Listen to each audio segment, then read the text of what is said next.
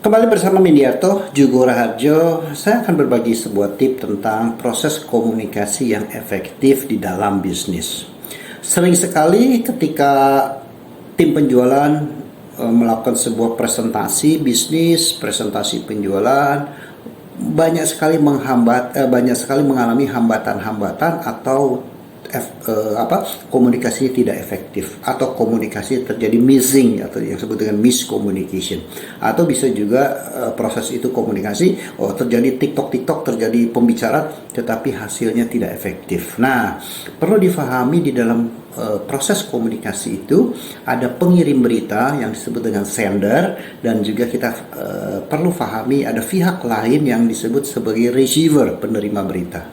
Nah, kedua hal tersebut, pengirim berita dan penerima berita, dalam situasi tertentu bisa bertukar fungsinya. Jadi receiver, penerima berita bisa menjadi sender ketika dia berbicara, begitu juga si sender ketika dia menerima berita menjadi sebagai penerima berita. Jadi namanya komunikasi terjadi dua arah.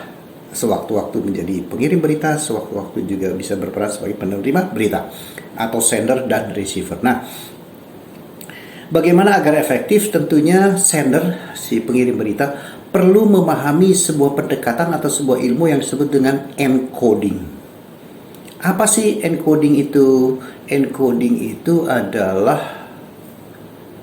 ingin berbicara apa, metodenya apa, caranya apa, menggunakan bahasa apa, medianya seperti apa, bagaimana penggunaan bahasanya, bahasa gaul kah, bahasa formal kah, bahasa Inggris kah, bahasa Indonesia kah gitu ya, atau bahasa Mandarin kah, Nah, artinya apa? Semua proses pengiriman berita itu sudah diolah dengan baik, sudah dipersiapkan dengan baik.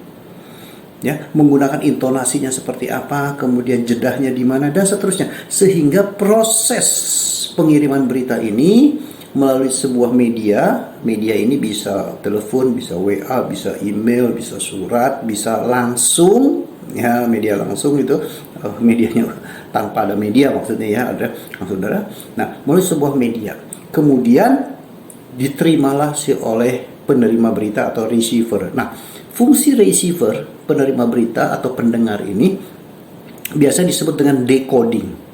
Apa sih proses decoding itu terjadi? Adalah menyimak, memperhatikan, mendengarkan, kemudian mengartikulasikan, kemudian memahami, dan kemudian juga menyimpulkan.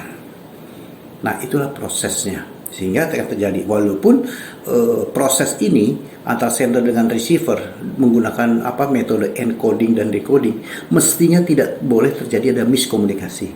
Faktanya tetap akan terjadi miskomunikasi. Karena apa? Ada faktor lain yang berpengaruh, yaitu faktor fisik dan non fisik. Fisik adalah pendengaran, cara berbicara, pengalaman, kemudian emosi. Tentu ini kan berpengaruh terhadap proses komunikasi ini. Salam penjualan.